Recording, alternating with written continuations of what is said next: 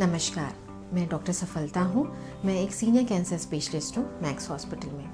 आज हम बात करेंगे ओमिक्रॉन के बारे में इन कैंसर पेशेंट्स। 2022 आ चुका है, जनवरी का मंथ है और हम थर्ड वेव झेल रहे हैं। ओमिक्रॉन क्या है? ये डेल्टा वेरिएंट जो लास्ट ईयर आया था उसका ही एक वेरिएंट है। 30 बार उसमें चेंजेस आए हैं और उसके बाद ओमिक्रॉन बना है। ओमिक्रॉन की खासियत क्या है?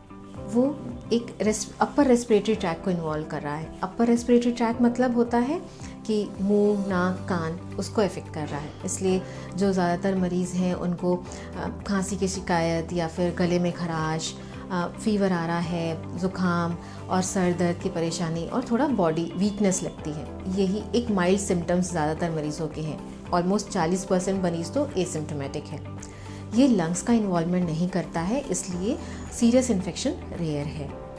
ये एक नॉर्मल इंसान के लिए भी है और कैंसर पेशेंट्स के लिए भी है।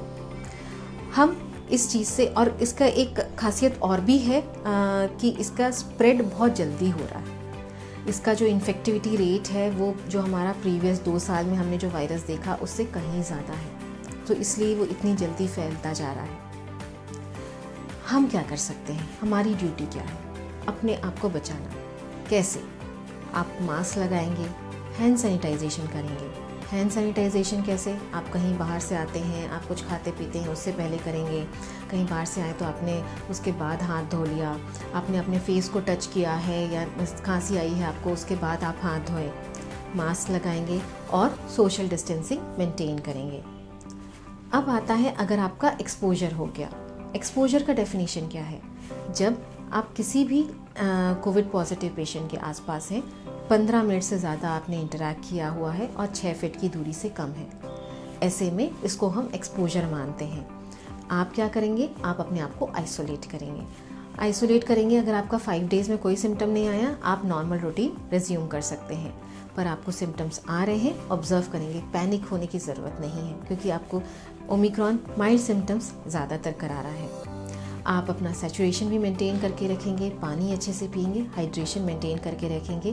बुखार आता है, आप खांसी आती है, उसकी दवाई लेंगे। बुखार आया तो आपने क्रोसिन ले लिया, खांसी आई तो कफ सिरप ले लिया, एंटी एलर्जिक ले लिया। गले में थोड़ा दर्द महसूस हो रहा है तो आपने डिस्प्रिन गार्गल कर लिया। ये मेजर्स आप कर सकते हैं। डॉक्टर से सलाह भी लेंगे। टेली कंसल्टेशन हर जगह अवेलेबल है। अगर आपको लगता है कि 2-3 दिन में आपकी सिचुएशन पहले से बेहतर नहीं हो रही है, आपको सांस लेने में तकलीफ़ हो रही है, आप जल्दी से जल्दी अपने फिजिशियन से कांटेक्ट करेंगे।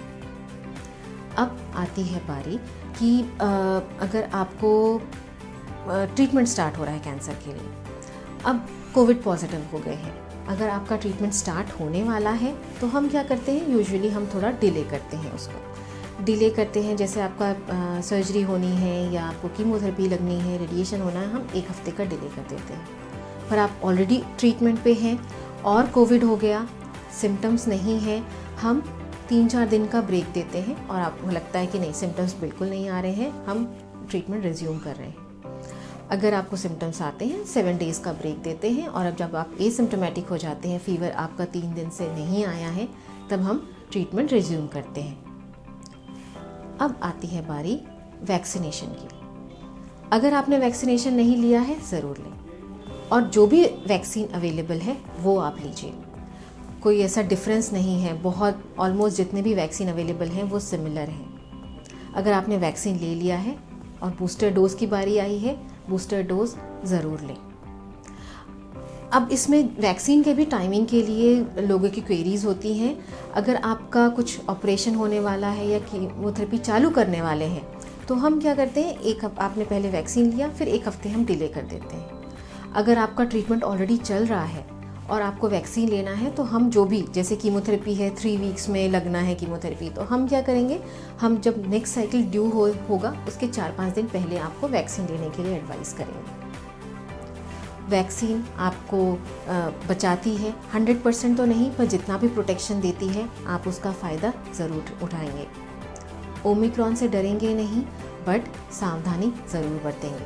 और कैंसर पेशेंट्स के लिए बहुत ऐसा डरने वाली बात नहीं है। ओमिक्रॉन जैसे एक नॉर्मल इंडिविजुअल जो बिना कैंसर के है जितना अफेक्ट कर रहा है, उतना ही कैंसर पेशेंट्स को भी कर रहा है। सावधानी और बचाव वो ज़रूरी है।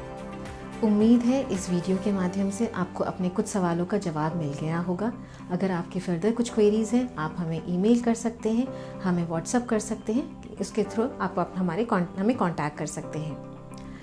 अगर आपको कुछ और वीडियो किसी और टॉपिक के बारे में कुछ जानना है तो आप हमें ज़रूर कमेंट करिए। Thank you.